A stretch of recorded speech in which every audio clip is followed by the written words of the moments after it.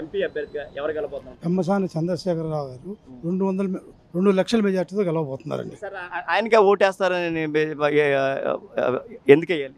ఆయన విద్యావంతుడు, చదువుకున్నాడు, అమెరికాలో వచ్చినాడు, అభివృద్ధి ఎలా చేయాలో తెలుసు. ఆయన కింద నుంచి పైకి వచ్చాడు, పైనుంచి కిందకి రాలా, కింద నుంచి పైకి వెళ్ళాడు. ఆయన కష్ట సుఖాలు అన్నీ తెలుసు కాబట్టి ఆయన అభివృద్ధి చేస్తానని గట్టిగా నమ్ముతున్నాను. ఇప్పుడు రాష్ట్రంలో జగన్మోహన్ రెడ్డి పరిపాలన ఎలా ఉంది?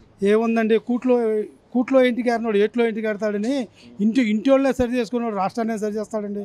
అంతమించి ఏం చేస్తాడండి? చంద్రబాబు నాయుడు వ్యక్తి మా మధ్య చిచ్చు పెట్టారని చెప్పి చంద్రబాబు నాయుడు ఎందుకు పెడతారు సార్? చిచ్చు పెట్టాలని పని ఆయనకి వచ్చింది. చిచ్చు పెట్టింది ఆయన, వాళ్ళ బాబాయ్ చంపి ఆయన చిచ్చు పెట్టుకున్నాడు. చంద్రబాబు నాయుడు పెట్టలేదు. వాళ్ళ బాబాయ్ చంద్రబాబు నాయుడు చరిత్ర, రక్త చరిత్ర అని చెప్పి ఆ పేపర్లో వేశారు వాళ్ళు. వాళ్ళంత నీచు బుద్ధి చంద్రబాబు నాయుడు గారికి లేదండి.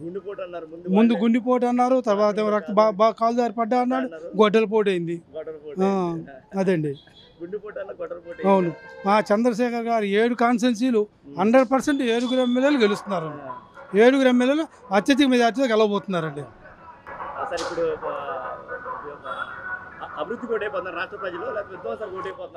రాష్ట్ర ప్రజలు ఫస్ట్ సారి మంచివాడు రాజశేఖర రెడ్డి బిడ్డ బాగా చేస్తాడు ఒక్కసారి అన్నారు కాబట్టి ఓట్లు వేశారు.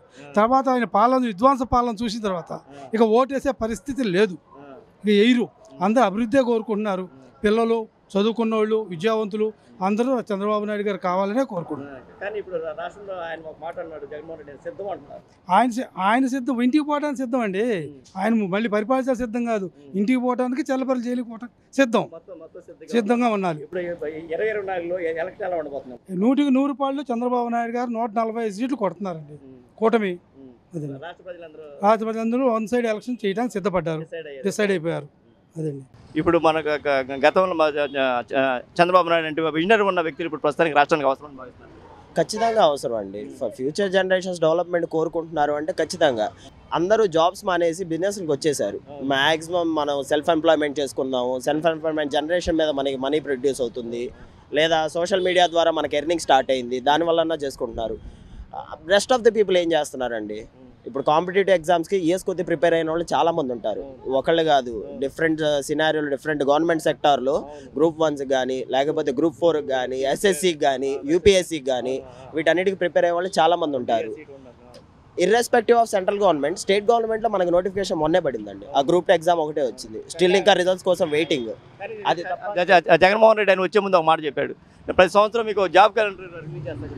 ప్రతి సంవత్సరం జాబ్ క్యాలెండర్ అయితే రాలేదు సార్, అది అందరికీ తెలుసు. స్టేట్ మొత్తం చూస్తున్నారు ఎంతవరకు పాసిబిలిటీ ఉందో, ఎంతవరకు పాసిబిలిటీ లేదో, ఈయన ద్వారా ఎంతవరకు అయినాయో చెప్తున్నారు. ఆయన వెటకారం కాదు కానీ అండి, ఆయన చేస్తున్న డ్యూటీ వల్ల ఈ సంక్షేమ పథకాలు ఒక్కటే ఇవ్వటం, ఆ నవరత్నాలు ఇచ్చుకుంటూ పోతున్నారు తప్ప డెవలప్మెంట్ అయితే ఎక్కడ కనపడలేదండి. స్టేట్ డెవలప్మెంట్ అసలు కనపడలే.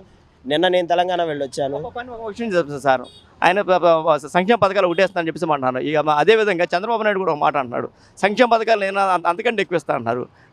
ఈయన ఏ విధంగా డబ్బులు తీసుకొస్తారు? ఆయన ఫైనాన్షియల్ అసెట్స్ తీసుకొచ్చిన తర్వాత ఇస్తారు.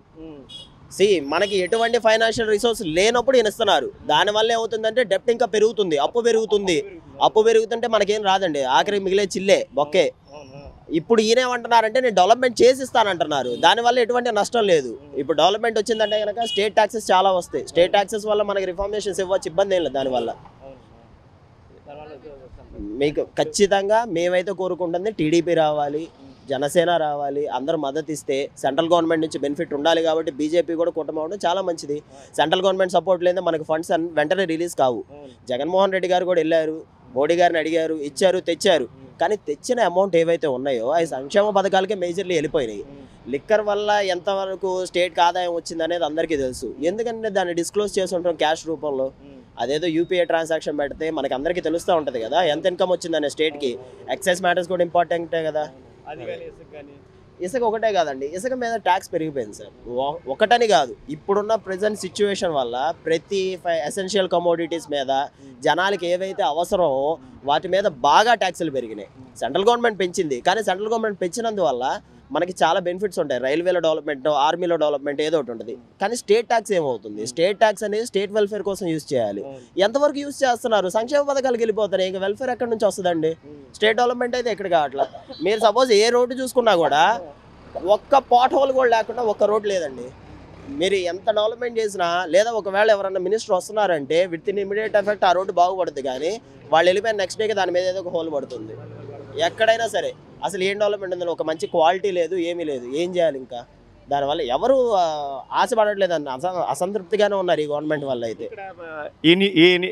ఇక్కడ ఎంపీగా ఎవరు గెలుస్తారని చెప్తారు? తమసాని చంద్రశేఖర్ గారు అండి. మనకి గుంటూరులో ఇప్పటిదాకా అయితే టీడీపీ ఓడిపోయింది అయితే లేదు. ఎంపీ ప్లేస్లో మోదుగులు గారు ఉన్నప్పుడు ఆయనే గెలిచారు, గల్లాదేవి గారు ఉన్నప్పుడు ఆయనే గెలిచారు. మోదుగులు గారు వైసీపీకి వెళ్ళారు కదా, తర్వాత ఆయనకి ప్రాబ్లం అయింది, కానీ ఎమ్మెల్యేగా ఉన్నప్పుడు ఆయనే గెలిచారు. ఎంపీగా ఉన్నప్పుడు ఆయన ఓడిపోయారు, ఎందుకంటే ఆయన వైసీపీకి వెళ్ళారు కాబట్టి. కానీ టీడీపీ అయితే ఖచ్చితంగా గెలుస్తుంది. సార్, ఒక విషయం చెప్తాను. పెంసాని చంద్రశేఖర్ గారు కోట్లాది రూపాయల సంపాదన ఉండుకొని విదేశాల నుంచి ఇక్కడ ప్రజాసేవ చేయాలని, అంటే తను పుట్టిన జన్మభూమికి ఏదైనా చేయాలని ఉద్దేశం చంపుతాను వచ్చారు. అంటే దాని విధంగా నేను ఖచ్చితంగా ఏకీపిస్తానండి ఆయన ఒపీనియన్ని. ఆయన చూసుకుంటే కనుక గ్రోత్ అనేది ఇక్కడే కాదు, ఆయన తెనాల నుంచి వచ్చారు బేసిక్గా. As an MP he is an eligible candidate. నేను దాన్ని ఖచ్చితంగా ఆమోదిస్తాను. ఎందుకంటే ఆయన అక్కడ ఎంత డెవలప్ చేశారో, ఆయనకి ఎటువంటి స్కూల్స్ ఉన్నాయో, పిల్లల ఎడ్యుకేషన్ ఎంత బాగా ఎంకరేజ్ చేస్తారో, ఆయన ఊరిని ఎంత డెవలప్మెంట్ చేశారో. బ్రహ్మసాన్ అంటే ఒక నమ్మకం అనేది తెనాల్లో ఏర్పడింది కదా, ఇది అప్పుడు ఈ డిస్టిక్ మొత్తం ఏర్పడాలి, ఈ కాన్స్టిట్యువెన్సీ మొత్తం రావాలి. అది ఖచ్చితంగా నేను ఎంకరేజ్ చేస్తాను. ఆయన వ్యూ పాయింట్ ఏదైతే ఉంటుందో బాగుంటుందండి. ఎందుకంటే ఆయన ఫైనాన్షియల్ ఏవైతే ఉన్నాయో, అబ్రాడ్ నుంచి తెచ్చే మనకి ఫండ్స్ ఏవైతే ఉన్నాయో వాటిని కరెక్ట్గా యూటిలైజ్ చేస్తారు. ఆయన ఒక నమ్మకానికి అయితే బ్రాండ్ అండి, అది అందులో డౌట్ ఏం లేదు నాకు.